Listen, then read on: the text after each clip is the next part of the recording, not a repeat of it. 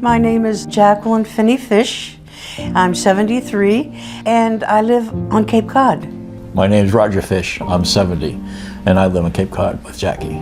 I didn't suspect anything was wrong, but one day I had my routine doctor's visit and she said, would you consider having a chest scan? You've never had one.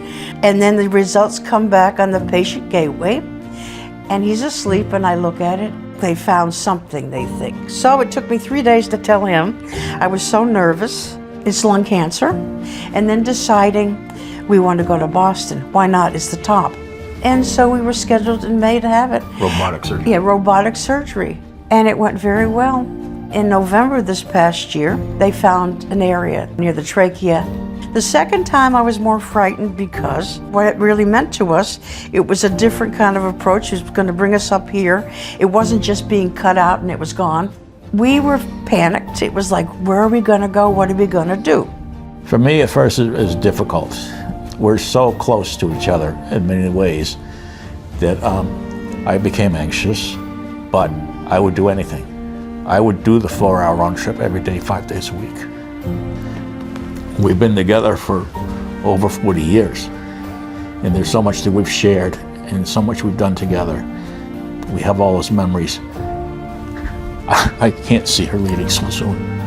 I was terrified too, but I still am terrified, I think, but I used humor that way. Because I think you gotta slow yourself down, you gotta be where you are and tackle that. I've tried most of my life, I think a lot of us do, running away.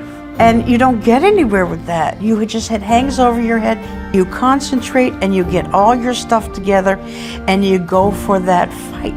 You don't turn your head and say, I'll do it another day. You can only do that so long. It's about 4 hours round trip, 5 days a week for 6 weeks. Jackie had talked to one of the resource officers at the hospital, and she had mentioned a couple of places which we called.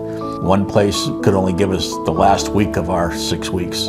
Other places like hotels with their discount rates, etc., we're still talking $75 to $100 a day. And that's just a coffee machine and a microwave in your room. So you're pretty much gonna go out and have to buy your own food from some restaurant or somewhere else and have it delivered. I was going through all our finances and everything else just to try and figure out how we're gonna pull this off.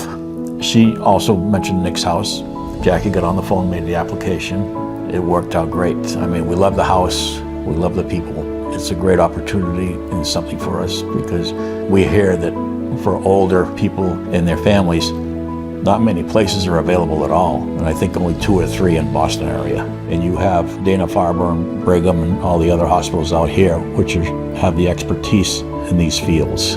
The opportunity to come to Boston and have it done here is just unbelievable. You can see the loveliness of it, but it's the calmness. There's a calmness here. Look at the light that comes in. The choice of this veranda or the other veranda. The spaciousness, everything that you can think of. And there's Nick's face. And we got to meet his mother. And if you have never met her, you don't know what down to earth is.